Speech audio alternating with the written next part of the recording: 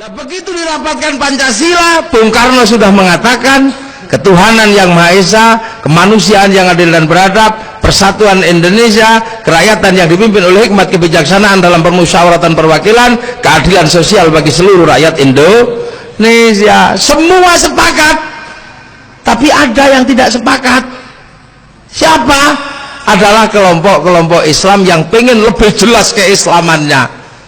Maka kemudian ini nggak cocok, harus lebih jelas, jangan ketuhanan yang Maha Esa. Ya sudah, kalau kamu mau Indonesia ini jelas keislamannya menurut antum, jadi gitu kata Bung Karno. Udah bikin sendiri aja deh, tak kasih rapat, kalian rapatkan maunya apa nanti itu yang kurang itu. Dikasih rapat nggak selesai-selesai, malah pada ribut. Akhirnya keluarlah kalimat dan kewajiban menjalankan syariat Islam bagi pemeluknya yang dikenal dengan istilah Piagam Jakarta. Nah, ketika ditambah kalimat itu, dari timur nggak mau nerima, dari Irian, dari Batak nggak mau terima, dari Bali nggak mau terima. Kita ini berjuang bersama, dari dulu bangsa ini berbeda-beda. Kenapa sekarang kemudian aku sudah terima berkat rahmat Allah? Ya enggak apa-apa, tapi kalau kemudian kalian ini nanti kalian akan bikin peraturan semua harus begini. Enggak, kami enggak terima. Akhirnya rapat kacau. Akhirnya Bung Karno, ya sudah, saya sudah enggak bisa mikir lagi. Daripada aku nanti pusing karena ini urusan agama, saya enggak punya kewenangan.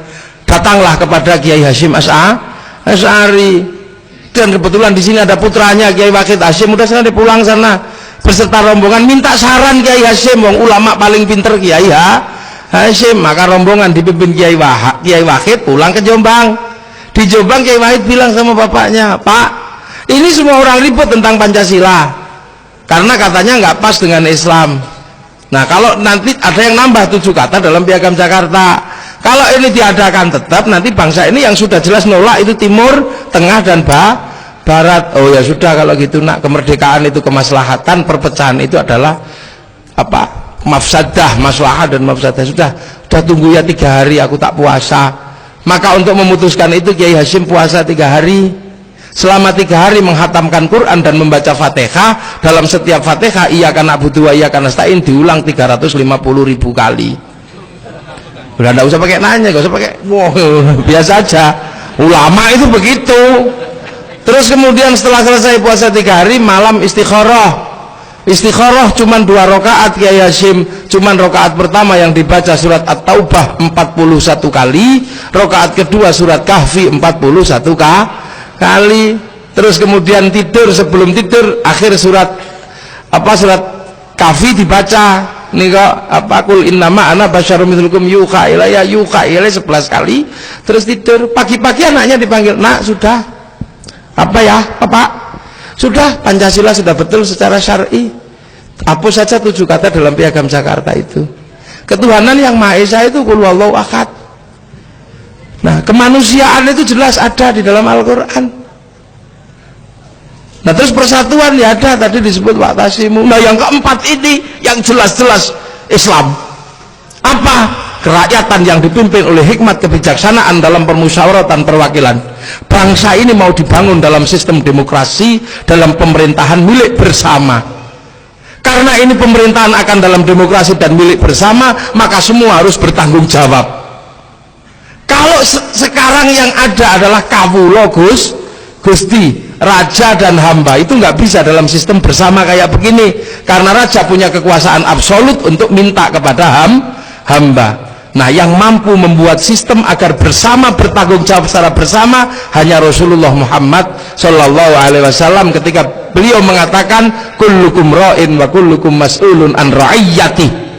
Kalian semua adalah pemimpin dan pemimpin bertanggung jawab kepada yang dipimpin. Maka ulama-ulama dari dulu, bahkan para wali sudah menyiapkan itu semua, menghilangkan kata raja dan hamba dengan kalimat ro'iyah, yang di sini diadaptasi dengan kalimat rakyat. Satu-satunya bangsa di dunia yang mampu mengambil kalimat ro'iyah ke dalam bahasa negaranya hanya Indonesia. Satu-satunya di dunia yang bisa mengambil ro'iyah menjadi kalimat rakyat hanya Indonesia. Maka kerakyatan adalah kalimat yang diajarkan oleh Rasulullah, yang dipimpin oleh hikmah, diajarkan Quran. Apa? Ud'u ila sabili rabbika bil hikmah. Dalam hikmah, kebijaksanaan dalam permusyawaratan, semua harus dimusyawarahkan. Ini pelajaran Al-Quran. Wasyawirhum fil amri. Musyawarah bukan bahasa Jawa, bukan bahasa Kalimantan, bukan bahasa, ini bahasa dari Al-Quran, bahasa Arab. Dalam perwakilan, al-wakil juga bukan bahasa sini, wakil itu bahasa sana. Kalau orang melihat Pancasila yang sudah jelas-jelas ro'iyah dan menjadi rakyat, tetap tidak melihat bahwa Pancasila ada unsur Islam, mungkin orang ini sedang buta hatinya. Mungkin tidak buta matanya, tapi buta hatinya. Mungkin wajini kurang dawa. Kerakyatan yang dipimpin oleh hikmah itu bahasa apa? Kok kamu katakan itu bukan bahasa Islam?